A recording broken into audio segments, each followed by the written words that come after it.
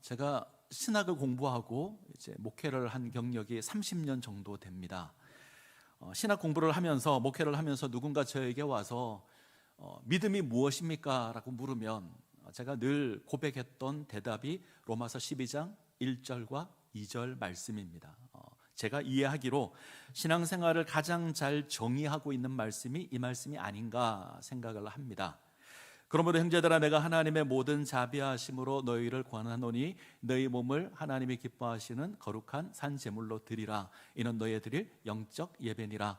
너희는 이 세대를 본받지 말고 오직 마음을 새롭게 함으로 변화를 받아 하나님의 선하시고 기뻐하시고 온전하신 뜻이 무엇인지 분별하도록 하라. 딱 두 구절인데 이 속에 참 많은 의미가 담겨져 있다, 그런 생각을 합니다. 오늘 그 말씀을 함께 나눌 수 있기를 원합니다. 자, 바울은 로마서 1장부터 로마서 11장까지 예수 그리스도의 복음을 우리 가운데 선포를 했습니다. 소개를 했습니다.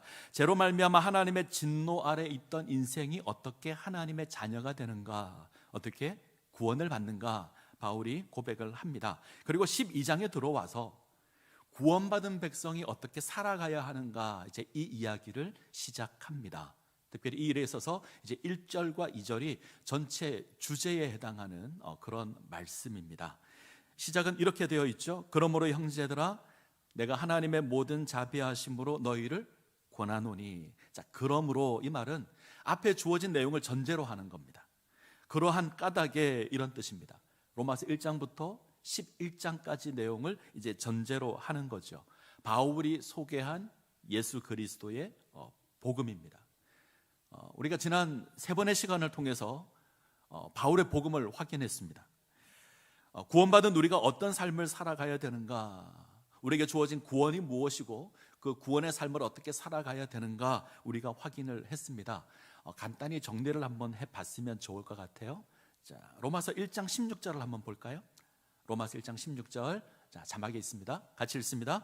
내가 복음을 부끄러워하지 아니하노니 이 복음은 모든 믿는 자에게 구원을 주시는 하나님의 능력이 됨이라. 먼저는 유대인에게요 그리고 헬라인에게로다. 자, 복음이 무엇이죠?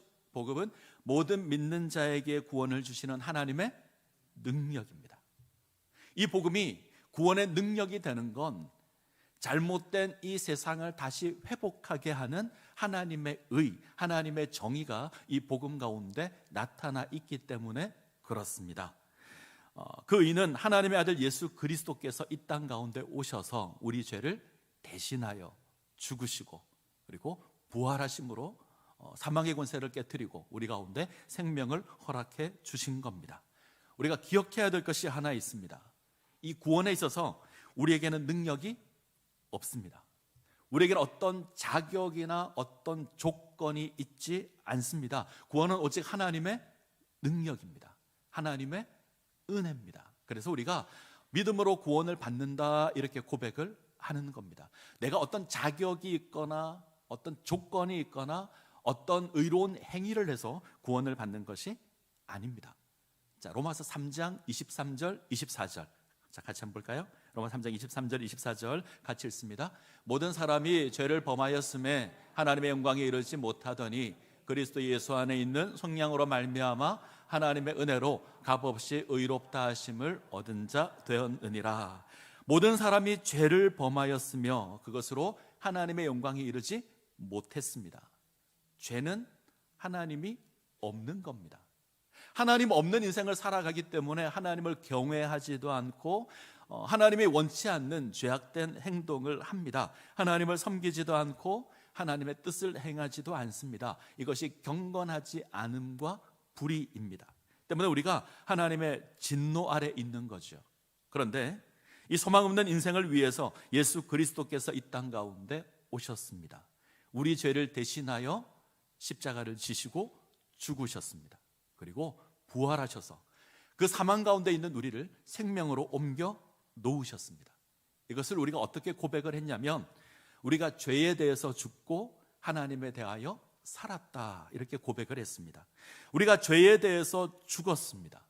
하나님에 대하여 살았습니다. 때문에 이제 우리 삶은 죄와 상관없는 삶을 살아야 되죠. 하나님께서 원하는 삶의 모습을 살아 가야 합니다. 이것이 마땅히 우리에게 요구되는 삶의 모습입니다. 그런데 문제가 있습니다. 우리가 여전히 죄를 짓습니다.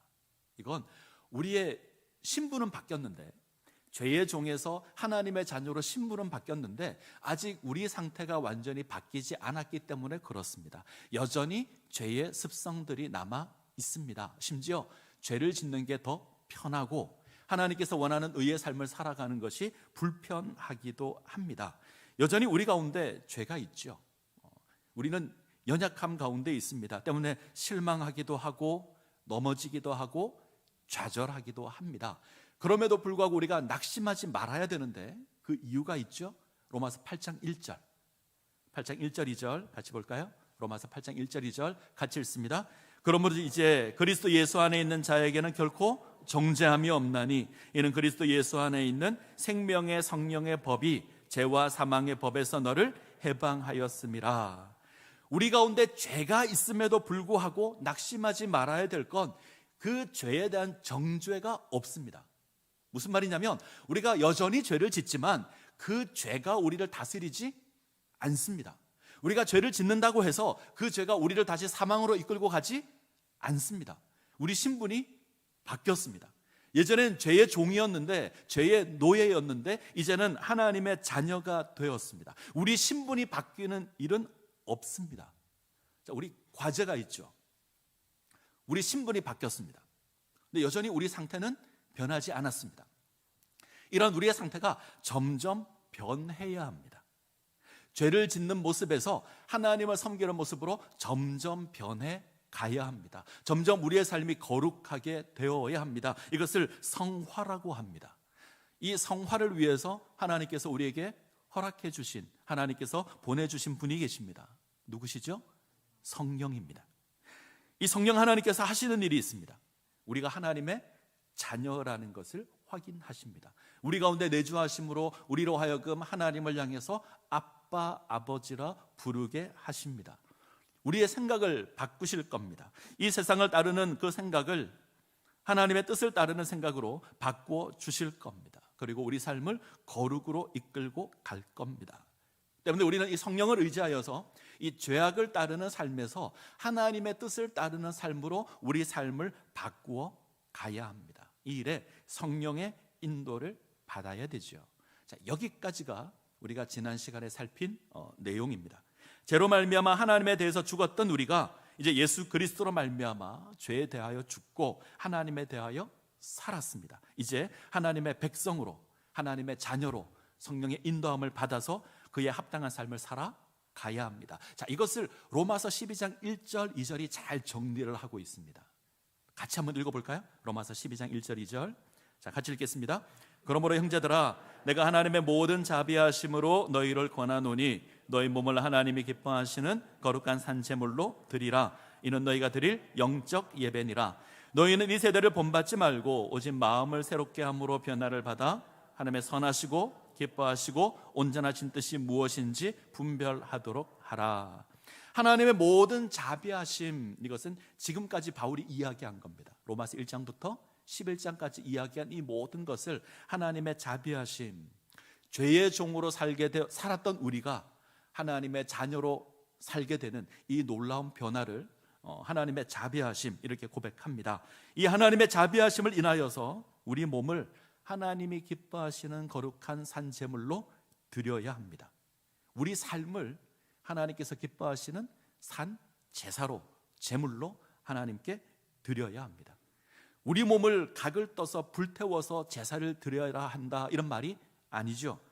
우리 몸이 살아가는 그 삶을 하나님께 예배로 드리라는 겁니다. 우리가 살아가는 삶의 일상을 하나님께 바치라는 겁니다. 그래서 설교의 제목이 너의 일상을 하나님께 예배로 드리라, 이렇게 잡았습니다. 유진 피터슨이 잘 표현을 했는데 제가 읽어드리겠습니다. 여러분의 매일의 삶, 일상의 삶, 곧 자고 먹고 일하고 노는 모든 삶을 하나님께 헌물로 드리십시오, 이렇게 번역을 했습니다. 적절한 번역이라 생각합니다. 우리가 살아가는 매일의 삶, 일상의 삶, 자고 먹고 일하고 노는 이 모든 것이 하나님께 드려지는 예배가 되어야 합니다. 이것이 거룩입니다.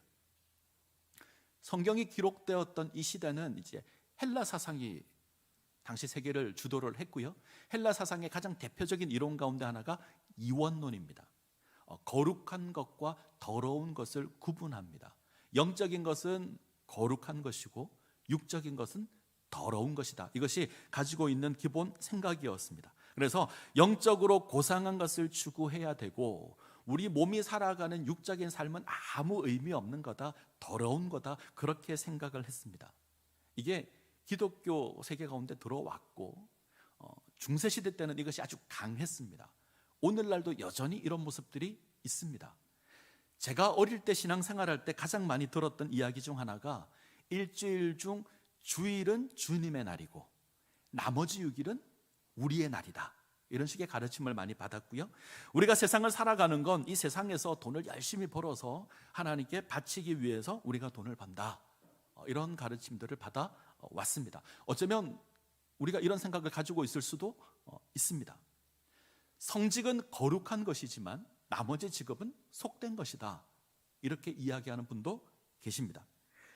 목사와 청소부 중에 누가 더 거룩하죠? 여기서 목사라 그러면 안 됩니다. 우리는 당연히 목사라고 생각을 하죠. 근데 직업에는 사실 귀천이 없고 모든 직업이 거룩합니다. 근데 우리에게는 그렇게 생각을 하지 않습니다. 어릴 때부터 목사는 거룩하다, 이렇게 배워왔습니다. 교회에서 가장 거룩한 곳이 어디죠? 강대상. 마치 우리는 성막의 지성소와 같은 곳이 강대상이라고 생각을 합니다. 그래서 어떤 규칙을 만들어놨죠? 이곳에 올라오려면 적어도 안수를 받은 자이어야 한다, 목사 장로만 올라올 수 있다. 지금도 그런 규칙을 만들어 놓고 지키기도 합니다. 마치 성소에, 지성소에 대제사장 한 명만 들어갈 수 있다 같은 겁니다. 같은 개념에서 그렇게 이야기합니다. 다 이원론입니다. 근데 지금 바울의 고백은 이것이 잘못되었다, 틀렸다 이야기를 하는 거예요. 너희 몸을 하나님이 기뻐하시는 거룩한 산제물로 드리라. 우리가 살아가는 모든 삶의 영역이 하나님께 드리는 제사가 되어야 한다. 우리가 살아가는 모든 삶이 하나님께 바쳐진 제물이 되어야 한다. 그것이 진정한 예배다 이야기합니다. 우리에겐 낯설 수 있지만 이게 성경적인 가르침입니다. 주일 오전에 모여서 드리는 예배만 거룩한 예배가 아닙니다. 우리의 모든 삶이 예배가 되어야 합니다. 우리가 살아가는 일상이 예배가 되어야 합니다. 자고 먹고 일하고 노는 모든 것이 하나님께 드리는 예배가 되어야 합니다. 만약 우리가 세상에서 마음대로 살다가 주일 11시 예배 때만 와서 거룩한 모습으로 예배를 드린다, 그건 진짜가 아닐 수 있습니다. 우리의 일상이 거룩한 예배가 되지 않으면 주일에 모여서 드리는 예배가 아무런 의미가 없습니다. 여러분들이 살아가는 모든 삶이 하나님께 드리는 예배가 될 수 있기를 원합니다. 이것을 위해서 늘 기도하시고 애쓰셔야 합니다. 우리 삶이 죄악으로 가지 않고 거룩한 모습으로 세워질 수 있도록, 하나님께 드리는 예배가 될 수 있도록 늘 노력하셔야 합니다. 자, 이것이 가능하려면 어떻게 해야 하는가? 답이 2절에 있습니다. 우리 마음이 새롭게 되어야 합니다. 우리 마음이 변화되어야 합니다. 그래야 이 죄악된 세상에서 우리의 삶을 하나님께 제물로 드릴 수 있습니다. 우리 마음을 새롭게 하시는 분, 우리 마음을 바꾸시는 분이 계십니다. 성령 하나님이십니다. 성령 하나님께서 우리의 생각을 바꾸실 겁니다. 우리의 마음을 바꾸실 겁니다. 이 세대를 따르지 않고 오직 하나님의 뜻을 따르는 마음을 허락해 주실 겁니다. 우리는 그 성령 하나님 의지하여서 우리가 살아가는 일상의 삶을 변화시켜야 합니다. 세상을 쫓는 게 아니라 하나님의 선하시고 기뻐하시고 온전하신 뜻을 분별하고 살아가야 합니다. 이 세대를 본받으시면 안 됩니다. 세상의 풍조를 따라가시면 안 됩니다. 세상은 경건하지 않고요, 불의가 가득한 세상입니다. 하나님 없다 말하는 세상이고 하나님을 거역하는 세상입니다. 이 세상의 풍조와 우리는 아무 상관없습니다. 대표적인 몇 가지를 살펴보면, 첫 번째, 세상은 돈을 사랑하죠. 돈을 벌 수만 있다면 무엇이든지 할 수 있다 말하는 것이 세상입니다. 어린아이가 태어나면 한 1년 정도 지나면 돌이 되면 돌잔치를 합니다. 그리고 돌잡이를 하죠. 다들 이걸 잡았으면 좋겠다. 그리고 다들 돈을 잡기를 원합니다. 이 어린아이가 다른 것을 잡았어요. 그러면 사회자가 기필코 다시 잡게 만듭니다. 돈 잡을 때까지. 그리고 잡으면 다들 기뻐하고 좋아합니다. 청소년들의 윤리 가치관을 측정하는 질문이 하나 있습니다. 돈 10억을 준다면 죄를 짓고 감옥에 들어가도 괜찮은가? 한 주기적으로 이 질문을 던져서 설문조사를 하는데 고등학생의 50%가 넘는 숫자가 가능하다. 돈 10억을 주면 나는 죄를 짓고 감옥에 갈 수 있다. 이 수치가 시간이 지날수록 점점 늘어납니다. 장래 희망을 물으면 여러 가지 직업을 이야기합니다. 예전에는 나는 이렇게 그런 직업을 가져서 이런 일을 하고 싶습니다. 그게 이유였는데 요즘은요, 왜 그 집을 선택할 거냐, 그 직업을 선택할 거냐 물으면 돈 잘 벌어서요, 이렇게 대답을 합니다. 세상은 돈으로 물들어 버렸습니다. 우린 이 세상에서 돈이 전부가 아니라는 것을 보여줄 수 있어야 합니다. 이 돈이 전부인 줄 아는 이 세상에서 돈이 전부가 아니라는 것을 우리가 보여줘야 합니다. 세상은 술에 취한 문화죠. 술에 취해서 방탕하게 살아갑니다. 이 드라마 제목 가운데 술꾼 도시 여자들, 이런 제목의 드라마도 있습니다. 여자 3명이 나와서 시종일관 술만 마십니다. 술에 미쳐서 살아갑니다. 쾌락을 쫓는 세상입니다. 사람들은 쾌락을 사랑하고 그것을 합리화합니다. 이제는 동성애를 합법적으로 만들려고 합니다. 짐승도 하지 않는 그 더러운 짓을 합법적으로 만들려고 합니다. 이 시대는 그것이 옳다고 말합니다. 이 시대가 이야기하는 건 돈이 있어야 한다라고 이야기하고 술에 취해야 한다고 말하고요, 쾌락을 쫓으라고 합니다. 이 세상에서 우리는 하나님의 뜻을 쫓아야 합니다. 하나님의 선하시고 하나님이 기뻐하시고 하나님의 온전하신 뜻을 찾아야 합니다. 그것이 우리가 살아가야 될 삶의 모습입니다. 세상과 달라야 합니다. 다시 말씀을 볼까요? 이 세대를 본받지 말고, 여기서 이 세대와 반대말은 뭘까요? 이 세대와 반대말은 오는 세대. 이 세상 이렇게 번역할 수도 있지만 이 세대의 반대말은 오는 세대입니다. 이 세상에서 앞으로 이 땅에 임할 그 하나님 나라를 바라보고 살아가는 자들이 바로 우리들입니다. 이것을 제가 로마서 말씀을 드릴 때는 영생 이렇게 말씀드렸습니다. 앞으로 정한 때가 되면 하나님의 나라가 이 땅에 임할 겁니다. 우리 주님 다시 이 땅에 오실 것이고 하나님의 나라가 이 땅에 완성될 겁니다. 우리는 그 나라를 바라보는 자들이고 그 나라를 누리는 자들입니다. 그 삶을 영생이라 그럽니다. 우리의 시선을 하나님 나라에 맞추셔야 합니다. 하나님 나라에 고정시켜 놓아야 합니다. 이 세대에서 이 세상의 풍조를 따르지 않고 오는 세대의 삶을 살아가는 겁니다. 자, 로마서 14장 17절. 자, 로마서 14장 17절. 자, 같이 읽습니다. 하나님의 나라는 먹는 것과 마시는 것이 아니요 오직 성령 안에 있는 의와 평강과 희락이니라. 이 세상의 진리는 먹고 마시는 겁니다. 세상은 먹는 것 해결해 주고 마실 것 해결해 주면 불평하지 않습니다. 세상에서 몸을 불편하지 않게 하고 즐기고 누리게 만들어주면 사람들은 좋아합니다. 근데 하나님 나라는 그것이 아닙니다. 하나님 나라는 의와 평강과 희락입니다. 하나님의 의를 누려야 합니다.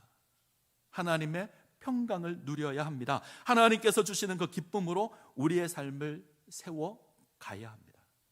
우리가 세상을 살아갈 때 이 세상은 우리를 이 세상 풍조 가운데 밀어 넣을 겁니다.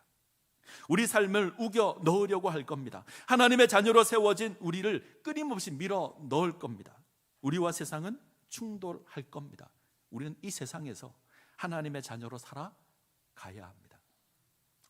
A.W. 토저라는 사람이 있는데 많은 책을 썼습니다. 이번에 책 가운데 한 권이 세상과 충돌하라, 이런 책이 있습니다. 이 책의 부제목이 세상과 동행할 것인가 하나님과 동행할 것인가, 이런 부제목을 가지고 있습니다. 우리의 삶이 세상과 동행하는 것으로 주어지지 않아야 하고 하나님과 동행하는 것으로 주어져야 한다. 만약 우리가 이 세상과 동행하는 삶을 살다가 주일에만 와서 하나님과 동행하는 것처럼 예배를 드리는 그런 모습들이 있는데, 자, 그것에 대해서 토저가 이렇게 고백합니다. 제가 읽어드리겠습니다. 성령과 동행할 준비가 되어 있지 않는 사람들은 보험을 드는 심정으로 기독교를 믿는 것 같다. 그들이 기독교에서 원하는 것은 죽어서 지옥에 가지 않고 천국으로 무사히 들어가는 것이다. 그들이 지불하는 보험료는 주일에 불편하지만 그래도 참고 교회 출석하는 것이다. 그들은 헌금을 드리고 쾌락을 삼간다. 그들은 보험이 실효되지 않도록 나름대로 작은 불편을 감수한다. 그러면서 자기들이 죽으면 천국에 갈 것이라고 믿는다. 대부분의 성도들이 이렇게 살지 않나요? 마치 성령과 동행하는 것처럼 보이지만 사실은 세상과 동행하는 겁니다. 세상에서 세상 풍조를 따라 그렇게 살다가 주일이 되면 교회에 와서 마치 거룩한 듯이 예배를 드리는, 어떻게 표현하냐면 마치 보험을 가지고 있는 것처럼, 내가 천국 가기 위한 보험을 하나 들었고 주일 와서 도장을 꼬박꼬박 찍는 것처럼 그렇게 이해를 하는 겁니다. 우리가 살아가는 일상과 우리가 하나님을 섬기는 신앙이 전혀 어울리지 않는 삶을 살아가는 겁니다. 이건 세상과 동행하는 거지 성령과 동행하는 것이 아닙니다. 우리가 살아가는 순간순간 성령과 동행하셔야 합니다. 우리 성령 하나님이 인도하시는 삶을 살아가셔야 합니다. 우리가 살아가는 일주일의 삶이, 주일날만 아니라 일주일의 삶이 우리가 먹고 마시고 일하고 때로는 즐기는 그 모든 것이 성령 인도하심 가운데 세워져야 합니다. 이 모습들이, 우리의 일상이 하나님께 드리는 귀한 예배 모습으로 세워지기를 간절히 소원합니다. 자, 이제 바울이 12장 3절부터 이제 구체적으로 이야기하기 시작합니다. 크게 이야기하면 각 개인에게 주는 교훈이 있고요, 교회를 향해서 주는 교훈이 있습니다. 그리고 세상이 우리를 박해할 때 우리가 어떻게 해야 되는가 하는 교훈으로 세 가지를 나눠 볼 수 있는데, 오늘은 앞쪽에 있는 두 가지만 보겠습니다. 자, 12장 3절을 같이 한번 볼까요? 12장 3절 같이 읽습니다. 내게 주신 은혜로 말미암아 너희 각 사람에게 말하노니 마땅히 생각할 그 이상의 생각을 품지 말고 오직 하나님께서 각 사람에게 나누어 주신 믿음의 분량대로 지혜롭게 생각하라. 자, 12장 3절부터 8절까지가 개인에게 주는 교훈입니다. 근데 그 시작이 방금 읽었던 3절인데 제가 2주 정도 이 말씀을 붙들고 제법 씨름을 한 것 같습니다. 제가 가장 고민한 건 마땅히 생각할 그 이상의 생각을 품지 말라, 마땅히 생각해야 될 그 이상의 생각을 품지 말라, 이 말씀이 좀 어려웠습니다. 한마디로 표현하면 교만하지 말라, 이런 뜻인데 유진 피터슨이 이렇게 번역을 했습니다. 자, 잘 들어보시죠. 마치 내가 하나님께 뭔가 좋은 것을 해드리고 있는 것처럼 착각하지 마라. 다시 한번요. 마치 내가 하나님께 뭔가 좋은 것을 해드리고 있는 것처럼 착각하지 마십시오. 이렇게 번역을 했습니다.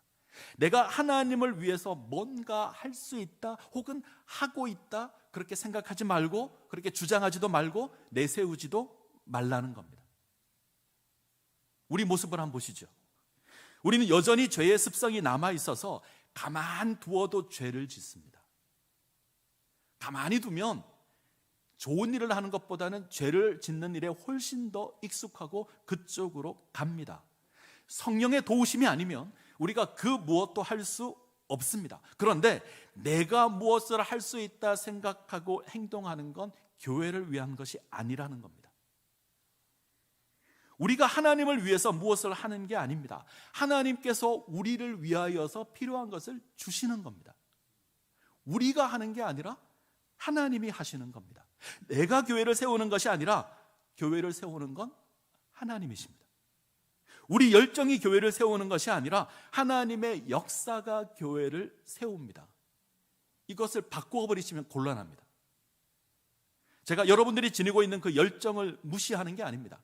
하나님의 사랑을 입은 우리가 지니는 그 헌신과 열심은 귀한 겁니다. 근데 그것이 너무나 귀한데 그 열심에 힘을 주시면 안 됩니다. 그 열심을 가지고 나의 목을 곧게 하시면 안 됩니다. 내가 이만큼 해서, 내가 이렇게 해서 이만큼 되었다, 내가 교회를 세웠다 그러시면 안 됩니다. 제가 그랬거든요.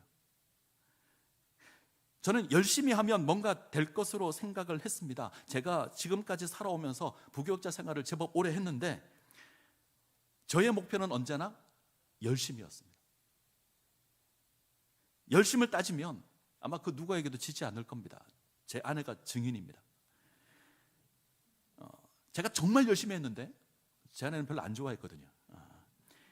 새벽 예배 나가면 그게 출근 시간이었습니다. 밤 9시가 되기 전에는 안 들어왔습니다. 부교육자 생활을 그렇게 했습니다. 교회가 요구한 것도 아니고 제가 섬겼던 담임 목사님께서 요구한 것도 아니고 제가 그랬습니다. 제 열정으로. 제가 잠깐 개척을 한 적이 있습니다. 그때 제 아내가 제게 그랬습니다. 남편 얼굴 제대로 본 것이 제대로 본다, 그 얘기를 하더라고요. 그전에는 제대로 본 적이 없다는 얘기죠. 제가 정말 그러고 살았거든요. 제가 이렇게 열심히 하면 인정도 받을 것 같고 놀라운 역사도 일어날 것 같고 그랬습니다. 근데 사람의 인정을 받는데 가장 가까이 사는 사람의 인정은 잘 못 받았습니다. 근데 어느 순간 그런 고민이 들었습니다. 내가 목회를 하는 건지 하나님께서 목회를 하는 것인지 잘 구분이 안 되더라고요. 그래서 물음표가 생깁니다. 내가 뭔가 착각하고 있는 건 아닌가? 교회 주인은 하나님인데 마치 내가 주인인 것처럼 하고 있는 거 아닌가? 이런 생각이 들었습니다. 자, 교회 주인은 하나님이시죠. 하나님께서 하십니다. 목사가 교회 주인이 아닙니다. 목사는 교회 주인이 되어서도 안 되고 될 수도 없습니다. 그래서 동일하게 부탁을 드립니다. 혹시 내가 뭘 하겠다, 내가 힘을 내어서 뭔가 세워보겠다, 만들어 가겠다, 내려놓으셔야 합니다. 나의 힘으로 하려고 하면 하갈을 취하여서 이스마엘을 낳는 것과 같습니다. 하나님의 역사를 바라보시고 그 역사 속에서 하나님의 뜻을 분별하시고 그것에 순종하는 삶을 살아가셔야 합니다. 그게 맞는 겁니다. 우리가 지녀야 될 자세가 있습니다. 하나님께서 주시는 믿음의 분량대로 지혜롭게 행동하는 겁니다. 자, 분량이라는 단어가 나와서 뭔가 이것이 어떤 크기를 이야기하는 것 같은데, 믿음의 역량이 큰 사람이 있고 작은 사람이 있어서 그 분량만큼 열심히 해야 된다, 이렇게 보여줄 수 있는데 좀 다르게 해석하는 게 좋을 것 같습니다. 제가 보기에는 이 분량이라는 단어는 기준이나 척도로 번역하는 게 맞습니다. 믿음의 기준에 맞게 행동하라. 하나님께서 내게 허락해 주신 그 믿음의 기준이 있습니다. 좀 정확하게 하면 은사가 있습니다. 하나님께서 우리에게 은사를 베풀어 주시는데 그 은사에 합당하게 행동하라. 자, 6절부터 한번 볼까요? 6절부터 8절 같이 읽습니다. 우리에게 주신 은혜대로 받은 은사가 각각 다르니 혹 예언이면 믿음의 분수대로, 혹 섬기는 일이면 섬기는 일로, 혹 가르치는 자면 가르치는 일로, 혹 위로하는 자면 위로하는 일로, 구제하는 자는 성실함으로, 다스리는 자는 부지런함으로, 긍휼을 베푸는 자는 즐거움으로 할 것이니라. 혹시 나에게 주신 은사가 무엇인지 생각해 보셨습니까? 한 번도 생각해 보신 적이 없습니까? 하나님께서 모든 자에게 은사를 주셨습니다. 내가 받은 은사가 무엇인지 궁금하시거든 오늘 본문의 말씀을 천천히 한번 읽어보십시오. 그리고 나의 모습이 어디에 해당되겠는가 한번 보십시오. 이것도 잘 확인이 안 되시면 고린도전서 12장을 한번 펴놓으시고 하나씩 읽어 나가시면서 확인해 보시면 좋을 것 같습니다. 하나님께서 우리에게 주신 은사가 있습니다. 이것을 합당하게 행하여서 교회를 세워가야 합니다. 자, 로마서에서는 바울이 7가지를 이야기를 하죠. 예언하는 은사, 섬기는 은사, 가르치는 은사, 위로하는 은사, 구제하는 은사, 다스리는 은사, 긍휼을 베푸는 은사. 이 외에도 더 많은 은사가 있습니다. 자, 바울이 하고 싶은 이야기가 있습니다. 모든 사람이 받은 은사가 다릅니다. 바울이 지금 하고 싶은 이야기는 여기 있습니다. 7가지 은사가 있는데 한 사람이 7가지를 다 가진 게 아닙니다. 하나님께서 주신 은사가 각각 다릅니다. 이 다르다는 것을 인정해야 합니다. 내가 받은 은사는 이것이고 저 사람이 받은 은사는 저것이고, 이거 인정하셔야 합니다. 그리고 내가 받은 그 은사에 충실하게 행동하시면 됩니다. 내 것이 더 크다고 우겨서도 안 되고 내 것을 넘어서 다른 사람 것까지 침범하셔도 안 됩니다. 이해가 되시죠? 그래서 믿음의 분량대로 지혜롭게 행동하는 겁니다. 예언의 은사는 설교입니다. 저 같은 목회자의 역할일 거예요. 설교자는 하나님의 메시지를, 하나님의 말씀을 전해야 합니다. 성경에 기록된 하나님의 말씀을 깨닫고 그것을 전하는 것이 저의 사명입니다. 저의 생각, 저의 판단, 세상의 가르침 아닙니다. 하나님의 말씀을 전하는 겁니다. 이 일에 온전해야 합니다. 섬기는 은사를 받으신 분은 섬기는 일을 하셔야 됩니다. 가르치는 은사를 받으신 분은 가르치는 일을 하셔야 합니다. 위로하는 자는 위로하는 일을 해야 합니다. 같은 표현이 계속 반복되고 있는 건 그 역할에 충실하라는 겁니다. 이것을 넘어서면 안 됩니다. 서로 맡은 은사가 다릅니다. 그러기에 다른 사람을 인정하셔야 합니다. 내가 더 우월하다, 내가 가진 은사가 더 크다, 힘을 주시면 안 됩니다. 우리 몸은 하나인데 다양한 지체가 있죠. 손도 있고 발도 있고 우리 눈도 있고 입도 있습니다. 하는 역할이 다 다릅니다. 눈이 보기에 발이 걷는 게 마음에 안 들어서 내가 걸어보겠다 이럴 수 없습니다. 불가능한 일이죠. 내가 하는 것을 힘을 주거나 자랑하는 게 아닙니다. 내가 맡은 역할을 하면 되죠. 내가 눈이면 보는 역할에 충실하면 됩니다. 제가 지난 주 초에 허리를 좀 다쳤습니다. 사실 얼마 전에 허리를 좀 다쳐서 조심을 하고 있는데 좀 방심했죠. 물건을 옮기다가 이제 삐끗했습니다. 물건을 나르고 정리하는데 갑자기 좀 찡하더니만 좀 주저앉았는데 첫날은 네 발로 기어다니고 이제는 조금 걸을만 합니다. 의사가 그러더라고요. 허리가 좀 약해져 있는데 무리를 한 것 같다. 그동안 허리가 아프면 좀 쉬거나 물리치료 받는 것으로 치료를 했는데 지난 일주일간 바짝 긴장을 했습니다. 어제 주어진 결혼식 때문에 제가 주례인데 못 가면 안 되잖아요. 그래서 이제 막 신경 주사도 맞고 막 병원도 자주 찾아다니고 그렇게 회복을 해서 어느 정도 이제 거동할 수 있게 되었습니다. 사실 화가 났습니다.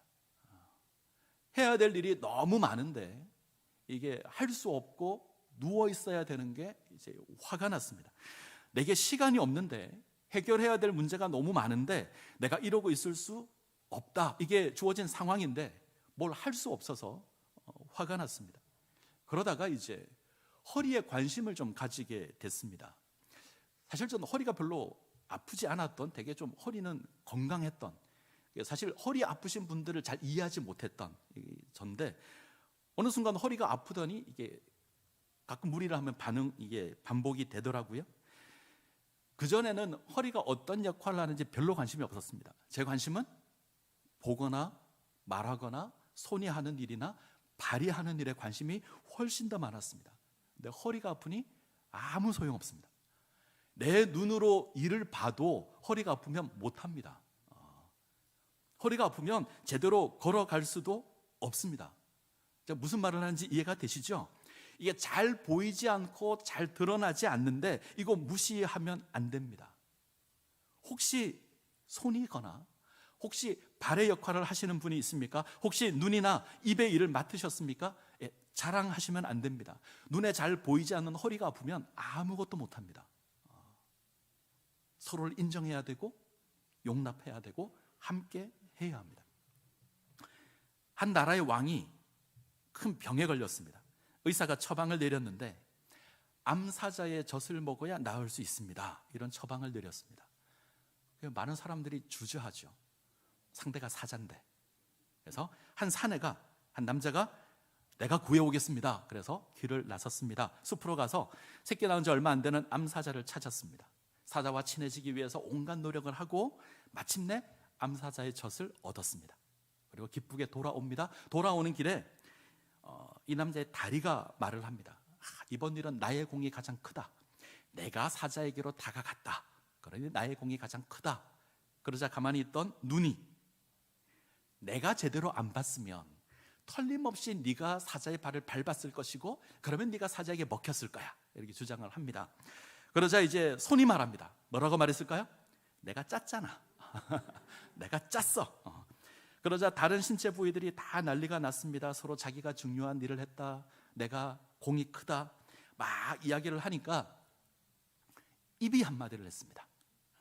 우리 같은 몸인데 왜 그렇게 싸우십니까? 싸우지 마십시오. 하니까 다 이제 입을 향해서 나무라는 겁니다. 자기들이 앞만 봐도 입이 한 일은 없거든요. 그래서 너는 가만히 있어 이러고 이제 나무라는 거죠. 자, 입이 단단히 화가 났습니다.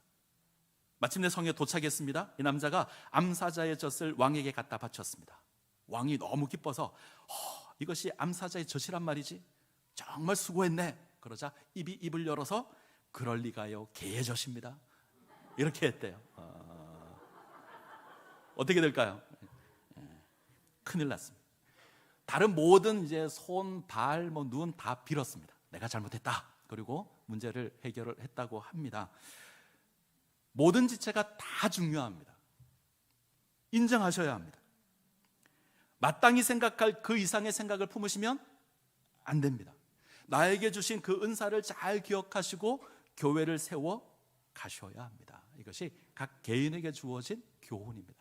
자, 두 번째 교훈은 교회 공동체를 향한 교훈인데 9절부터 13절까지가 여기에 해당하는 내용입니다. 한마디로 정리하면 거짓이 없는 사랑으로 선을 행하라는 겁니다. 거짓이 없는 사랑을 하라. 거짓이 없다 이 말은 위선적인 사랑을 하지 말라 이 말입니다. 배우가 가면을 쓰고 연극하는 것을 위선이라고 합니다. 교회는 위선의 사랑이 가득한 곳이 아닙니다. 눈에 보이는 사랑을 하는 곳이 아닙니다. 진심으로 사랑해야 합니다. 교회 와서 손을 잡고 안으면서 집사님 사랑합니다, 권사님 사랑합니다 이렇게 말하는데 이게 위선이 되면 안 됩니다. 진심의 사랑이어야 합니다. 김 권사님 내가 사랑합니다 이렇게 이야기해놓고 집에 가서 전화기를 들면 안 됩니다. 김 권사를 도마에 올리시면 안 됩니다. 우리 목사님 왜 그러시는지 모르겠다 이렇게 말하고 도마에 올리시면 안 됩니다. 제가 부탁을 하나 드리려고 합니다. 가끔 누가 누구를 원망하는 이야기를 제가 자주 듣습니다. 그 사람 왜 그렇게 행동하는지 모르겠다 짜증을 내는 소리를 자주 듣습니다. 여러 사람이 와서 여러 이야기를 합니다. 안 하셨으면 좋겠습니다. 원망하고 저주하고 미워하고 안 하셨으면 좋겠습니다. 그렇게 살다가 교회 와서 사랑의 가면을 쓰고 서로 바라보고 내가 사랑합니다 그러지 마시고 진심으로 사랑하시기 바랍니다. 모든 사람의 행동이 다 마음에 들 수는 없습니다. 그러나 인정하고 용납하고 받아주셔야 합니다. 자, 바울의 가르침을 한번 볼까요? 10절부터 13절 10절부터 13절 자, 같이 읽겠습니다. 형제를 사랑하고 서로 우애하고 존경하기를 서로 먼저 하며 부지런하여 게으르지 말고 열심을 품고 주를 섬기라. 소망 중에 즐거워하며 환난 중에 참으며 기도에 항상 힘쓰며 성도에 쓸 것을 공급하며 손 대접하기를 힘쓰라. 서로 사랑하셔야 합니다. 우애하시고 존경하셔야 합니다. 하나님을 섬기는 그 열정으로 성도의 필요를 채워주시고 대접하셔야 합니다. 사랑해야 합니다. 우리가 읽은 가르침의 중간 정도에 기도에 항상 힘쓰며 이런 말씀이 있죠. 지금 바울은 교회 성도들을 향해서 가르침을 베푸는 겁니다. 서로와의 관계 속에서 어떠해야 된다 이 가르침을 하는 중간에 기도에 항상 힘쓰며 우리가 지체를 위해서 해야 될 일이 무엇이죠? 기도입니다. 서로를 위하여 기도하셔야 합니다. 누군가의 행동이 마음에 들지 않으면 그 사람을 위해서 기도하셔야 합니다. 저 사람 왜 저렇게 하는지 모르겠다, 저 사람 때문에 내가 힘들다 이런 생각이 드시면 기도하셔야 합니다. 내가 뒤에서 그 사람의 헌담을 하고 뒷담화를 한다고 그 사람 바뀌지 않습니다. 절대 변하지 않습니다. 그러나 하나님께서는 변화시키실 수 있습니다. 그러면 기도하셔야죠. 그 사람을 위해서 기도하셔야 합니다. 사랑의 마음으로 그 사람을 위해서 기도해 주십시오. 그것이 우리가 해야 될 거룩의 모습입니다. 자, 12장 1절을 다시 한번 볼까요? 12장 1절 같이 읽습니다. 그러므로 형제들아 내가 하나님의 모든 자비하심으로 너희를 권하노니 너희 몸을 하나님이 기뻐하시는 거룩한 산제물로 드리라. 이는 너희가 드릴 영적 예배니라. 시작을 잘 보십시오. 그러므로 형제들아, 형제들아 그러죠. 누구를 이야기하죠? 예수 그리스도를 믿는 그리스도인들을 형제들아 그럽니다. 근데 여기에는 유대인도 있고 헬라인도 있습니다. 로마서 1장 16절 내가 복음을 부끄러워하지 아니하노니 이 복음은 모든 믿는 자에게 구원을 주시는 하나님의 능력이 됨이라. 먼저는 유대인에게요. 그리고 헬라인에게로다. 복음에는 차별이 없습니다. 유대인이나 헬라인이나 모두 하나님의 구원의 대상입니다. 이들이 예수 그리스도로 말미암아 하나님의 교회로 부름을 입었습니다. 바울은 이들을 향해서 형제라고 부릅니다. 평상시 유대인과 헬라인은 하나가 될 수 없었습니다. 평상시 유대인과 헬라인들은 원수였습니다. 서로 미워하고 서로 배척하고 서로 무시하고, 그런데 예수 그리스도의 십자가로 구원을 받았습니다. 유대인도 예수의 십자가로 구원을 받았고요, 헬라인도 예수의 십자가로 구원을 받았습니다. 유대인도 하나님의 자비하심으로 세워졌고 헬라인도 하나님의 자비하심으로 세워졌습니다. 인정하셔야 합니다. 나는 제가 마음에 들지 않는다, 아닙니다. 하나님의 자녀로 인정하시고 용납하시고 받아주셔야 합니다. 그 사람의 은사도 인정해 주셔야 합니다. 그리고 위에서 기도해 주셔야 합니다. 우리의 일상을 하나님께 거룩한 제물로 드리시기를 바랍니다. 일에 있어서 마음을 새롭게 하셔서 하나님의 영광을 바라보시고 하나님 나라의 생명을 누리실 것을 부탁을 드립니다. 특별히 하나님께서 내게 주신 그 믿음의 분량을 따라서 내게 주신 그 은사를 충실하게 감당하시기를 바랍니다. 그리고 진심으로 거짓이 없는 사랑을 하십시오. 서로를 사랑의 마음으로 대하십시오. 그러면 하나님께서 우리의 모습을 기쁜 제물로, 제사로 받으실 겁니다. 연대를 누리시기를 간절히 소원합니다. 기도하시겠습니다.